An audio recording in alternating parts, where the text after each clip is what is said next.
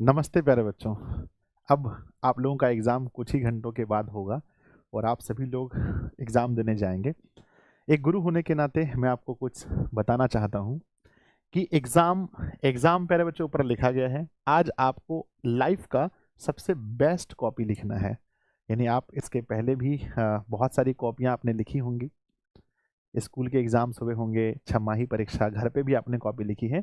लेकिन ये जो आपका एग्ज़ाम होने वाला है, आपको इसमें बेस्ट लिखना है बच्चों कॉपी। बेस्ट कॉपी कैसे लिख पाएँगे? जब आप मानसिक रूप से, शारीरिक रूप से स्वस्थ होंगे। जब आप कॉपी कैसे लिखें, ये आपको पता होगा। तो मैंने कुछ दिन पहले एक वीडियो बनाई थी कि एग्ज़ाम हॉल में कॉपी कैसे लिखें।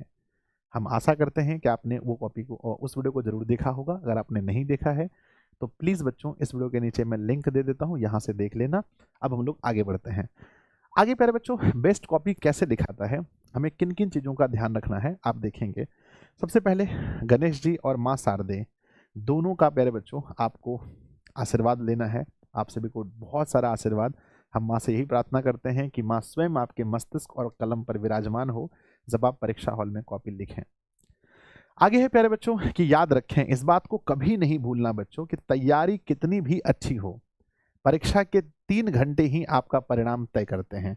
तैयारी अच्छी भी हो, खराब भी हो, इस लाइन को आप अपने दिमाग में बार बार बोलना है कि भाई तैयारी कितनी भी अच्छी हो या कितनी भी खराब हो, जो एग्जाम हॉल में आप 3 घंटे बिताएंगे वही परिणाम तय करेंगे, वही रिजल्ट तय करेंगे। ठीक है ना? तो याद रखना है कि बच्चों ये 3 घंटा जो आपका होने वाला है, ये इसमें आप बिल्कुल अपने आप को शांत रखेंगे और हर प्रश्न का जवाब अच्छे से देने की कोशिश करेंगे। कुछ पॉइंट मैं लिखा हूं जिस पर ध्यान रखेंगे। परीक्षा के रणनीति हॉल में बच्चों रात में अच्छी नींद लें, है ना। अधूरी नींद के कारण परीक्षा में आप सब कुछ भूल सकते हैं। तो प्यारे बच्चों जब भी आप इस वीडियो को देख रहे हैं, अगर आपका कल ही पेपर है तो आप आज आपको अच्छे से सोना है। अगर प्यारे बच्चों आपका अब पेपर होने वाला है, अब आप वीडियो देख रहे हैं, तो ये वाला पॉइंट आपके लिए नहीं है। अगले अगले पेपर में इसको फॉलो कीजिएगा। रात में अच्छी नींद लेनी चाहिए। 11 बजे के आसपास आपको रात में सो जाना चाहिए और 11 से 5 बच्चों यानी लगभग कम से कम 6 घंटे आपको सोना है। अगर आप 6 तक सो पाएँ तो कोई दिक्कत नहीं है। 7 घंटे आपकी नींद अगर पूरे होते हैं तो आप बहुत अच्छा फील करेंगे, पेपर में अच्छा लिखेंगे। परीक्षा में एडमिट कार्ड, परीक्षा में बच्चों याद रखना, अभी जब है ना आप लोग देख लीजिए, एडमिट कार्ड, पेन, पेंसिल, पानी के बॉटल आदि लेकर आपको जाना है। तो ये सब चीज़ पहले से ही एक जगह रख लीजिए जो लेकर आपको जाना है। नेक्स्ट बच्चों, एक एक्स्ट्रा पेन लेकर जरूर जाएं। मैं कहता हूँ एक नहीं भाई, 2-3 एक्स्ट्रा पेन जरूर रख लीजिए जिस पेन से आप लिखने वाले हो। नेक्स्ट, प्रश्न पत्र के दिशा निर्देश पर ध्यान से पढ़ें। कई बार क्या होता है कि जैसे क्वेश्चन मिला हम सॉल्व करने भिड़ जाते हैं, हम प्रश्न पत्र में दिशा निर्देश नहीं पढ़ते, कितना क्वेश्चन बनाना है, कितना समय क्वेश्चन पढ़ने के लिए मिला है किस खंड में कितने क्वेश्चंस बनाने हैं, ये सब बहुत जरूरी है। अगला पॉइंट है बच्चों कि प्रश्न पत्र के दिशा निर्देश पर ध्यान से पढ़ें। ये तो हो चुका है, माफ कीजिएगा। नेक्स्ट है बच्चों, प्रश्न को अच्छी तरह से पढ़ें, यानी जो क्वेश्चन आपको मिलेगा उसको बहुत अच्छे तरीके से पढ़ना है।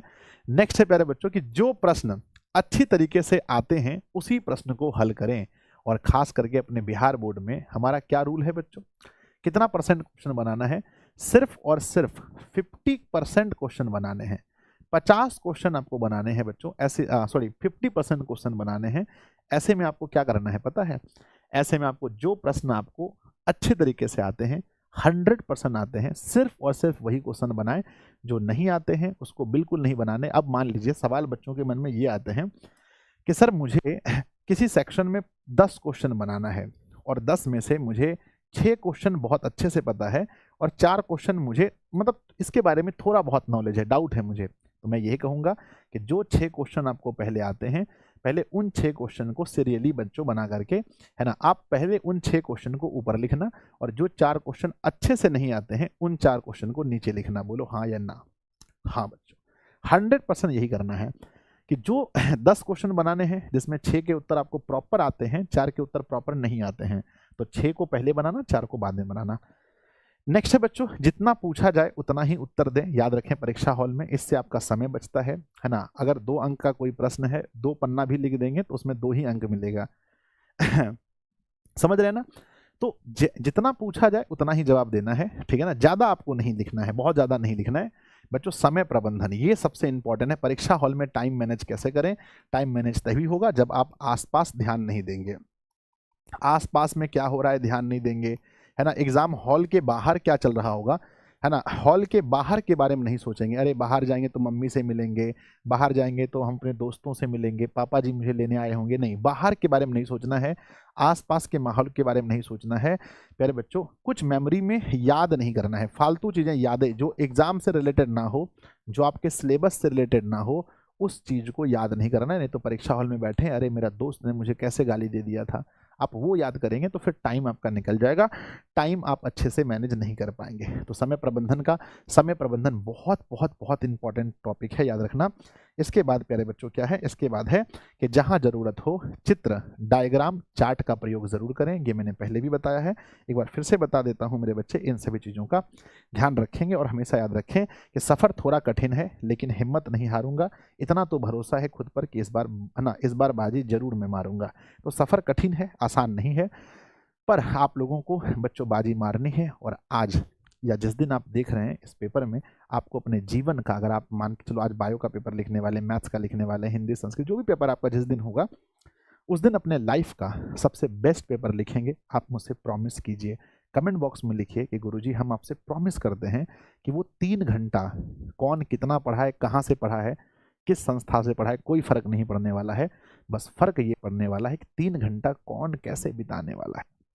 आपकी कितनी अच्छी हैंड राइटिंग है, अगर परीक्षा हॉल में आप अच्छे से हैंड राइटिंग नहीं लिखेंगे तो फिर गायब है, आपका कोई फायदा नहीं है ना। तो बच्चों, आपने स्कूल में कितना क्वेश्चन बनाया था, नहीं बनाया था, कोई कोचिंग में कोई मायने नहीं रखता, मायने रखेगा बस कि आप वो 3 घंटा कैसे बिताने वाले हो।